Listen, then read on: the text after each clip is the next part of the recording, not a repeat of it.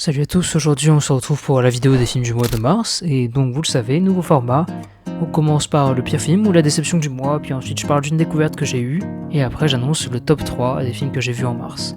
On commence donc sans plus tarder avec le pire film que j'ai vu en mars, et qui n'est autre que MASH de Robert Altman sorti en 1970. Très globalement, on est dans la vie d'un camp de médecins américains durant la guerre de Corée qui, de par leurs compétences hors normes, se permettent de faire ce qu'ils veulent, donnant ainsi un film tourné sur le ton de la comédie. Malheureusement, la comédie ça peut être cool, mais le problème du film c'est justement qu'il a 56 ans. Là où certains films sont drôles, là je crois que j'ai jamais vu un aussi gros film de beauf. Les blagues du film, pour plus de la moitié, ne sont tout simplement pas drôles, et même dérangeantes. Pour le coup, on sent que ce film a son âge, car l'humour qui est employé est je trouve très spécial et même problématique. Le film est tout simplement pénible à regarder, même s'il n'est pas forcément long, parce que c'est tout simplement une purge des pires blagues possibles. Moi, ce qui m'a dérangé, c'est toutes les blagues sur la femme qui ont été faites. Les femmes dans ce film, elles sont uniquement considérées pour leur corps, leur beauté, leur jeunesse et rien d'autre, et c'est insultant, je trouve. Alors oui, quelque part ça nous montre à quel point les mentalités ont changé, mais faire des films comme ça et les regarder ensuite, ça reste insupportable, et je ne prends aucun plaisir. Même si à la fin, il y a peut-être une à deux blagues qui ont bien marché, certes, mais très vite on retombe dans tout le côté lourd de l'œuvre. Bref, je ne recommande pas MASH parce que ce n'est même pas un film qui peut être pris en exemple pour quelque chose si ce n'est l'irrespect total de la gente féminine. Bon, repartons sur quelque chose de légèrement plus positif avec la découverte du mois, c'est Légende de Ridley Scott sorti en 1985. Ce film, je l'ai vu un peu de nulle part et déjà de base il propose un constat assez exceptionnel, il offre Tom Cruise dans un rôle de chevalier. C'est assez improbable pour le coup et malheureusement le film est un peu une déception. En fait, pour m'expliquer, le film a un scénario de film pour enfants avec un réalisateur de génie. On va prendre un exemple, le début, il est excellent. Peu de dialogue, beaucoup de plans sur les paysages et on est directement plongé dans un monde médiéval fantastique. C'est beaucoup des plans dans la forêt et c'est beau, haut en couleur, totalement assumé et franchement c'est une très bonne exécution et j'étais très emballé par le projet au début. On voit tous ces arbres, la lumière qui réfléchit. Il y a tout ce truc avec des licornes qu'on trouve magnifiques, tout un rapport aussi avec l'eau, on a des décors qui sont bons, l'ambiance elle y est vraiment pour le coup. Et oui, le début très bien, malheureusement, plus le film avance, plus je trouve qu'il baisse en qualité.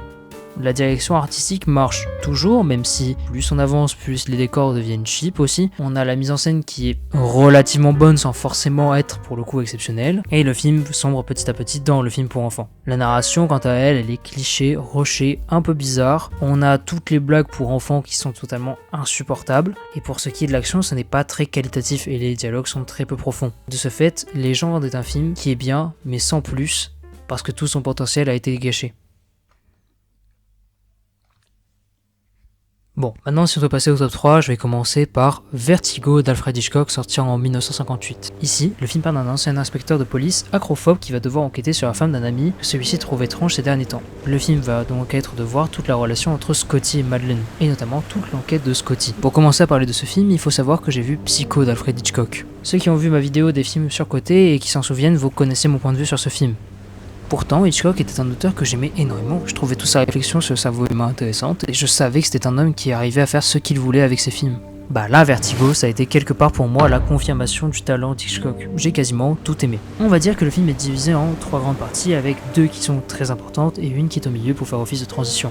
Pour le coup, la première partie est intrigante. C'est bien filmé, on rentre de suite dans l'univers de Vertigo. L'enquête de Scotty sur Madeleine est intéressante, des fois un peu abusé à quel point il arrive à rester discret alors qu'il est juste à côté, mais bon, ça c'est pas grave, c'est qu'un détail. Je ne peux pas spoil sur le film, mais pour le coup, la phase de transition est pour moi la meilleure. Elle est bien plus centrée sur la psychologie, ce qui est, en toute honnêteté, pour moi une thématique dans les films que j'adore. Et le film gagne énormément en complexité et en originalité. Pour moi, les seuls défauts du film se trouvent dans sa troisième partie. Je la trouve plus prévisible de la part du maître du suspense, et pour le coup, j'ai une très légère déception sur le fait que le côté psychologie ait été abandonné.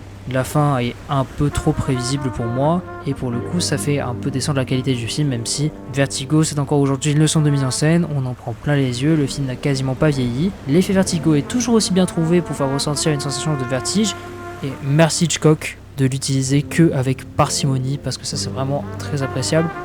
Vertigo, c'est donc une œuvre que je recommande en vous disant encore une fois de ne pas vous mettre une barrière à son visionnage à cause de son âge. Le film suivant, c'est Carlitos Way de Brian De Palma sorti en 1993. Pour ceux qui ne connaissent pas ce film, il s'ouvre vraiment directement sur un homme Carlito qui se fait tirer dessus et que les secours transportent. Le film reprend et on suit l'histoire de Carlito, un ancien employé de la mafia de New York qui vient de sortir de prison et qui veut maintenant vivre une vie respectable. Avant de pouvoir enfin rentrer dans le droit chemin et de pouvoir totalement se repentir sans problème, on va juste lui demander de surveiller pendant un petit moment une boîte de nuit qui est la version moderne de celle de Humphrey Bogart dans Casablanca. Carlito, lui, il va accepter, parce que la rémunération qu'il a en surveillant cette boîte et en la gardant va lui permettre de partir loin de tous ses anciens soucis, et le film va se concentrer sur ce laps de temps pour son récit. Carlito's Way est donc un film de mafia. Honnêtement, c'est devenu mon préféré, surtout pour l'ambiance. On est directement plongé dans ce New York. La colorimétrie est super, la photo vraiment géniale, les costumes, les décors, je trouve que tout rentre bien, parce qu'en fait on n'est pas forcément dans le film de mafia trop cliché, dans un film de mafia moderne, et c'est super bien. La mise en scène de De Palma que j'ai découvert avec ce film est super, avec énormément de plans débulés qui rajoutent pour le coup une vraie complexité au film. Le suspense que le film m'a donné est vraiment très maîtrisé, car on oublie presque la scène de début sur laquelle je ne donne pas plus d'infos, et l'écriture des 3 personnages principaux du film, qui sont joués bien sûr par Al Pacino, Sean Penn et Penelope Ann Miller, les rend profonds, agréables à suivre, vraiment complexes et très originaux. C'est d'ailleurs eux qui sont un peu la clé aussi de la qualité du film. Niveau rythme, c'est super bien maîtrisé. Les scènes s'enchaînent, les sous-histoires s'imbriquent de manière fluide et cohérente, et les 2h20 passent super vite. Donc oui, j'ai adoré ce film, et c'était vraiment génial à regarder, allez juste le voir. Mon film préféré de mars, je l'attendais depuis décembre en France. J'ai payé pour aller le voir. J'ai payé pour voir le prétendu acteur qui allait gagner les Oscars, Marty Supreme de George Safdie. L'histoire de Marty Mauser, un jeune américain qui veut devenir le meilleur au ping-pong quoi qu'il en coûte. Alors ce qui m'a plu dans Marty Supreme, c'est 4 grandes choses. Le premier point, c'est le rythme. Tout s'enchaîne bien sur cette œuvre qui fait quand même 2h30, ce qui est vraiment cool. Petite partie qui est légèrement en dessous en termes de rythme, mais honnêtement sur cette œuvre-là, ça reste très sommaire, donc on va pas forcément revenir dessus.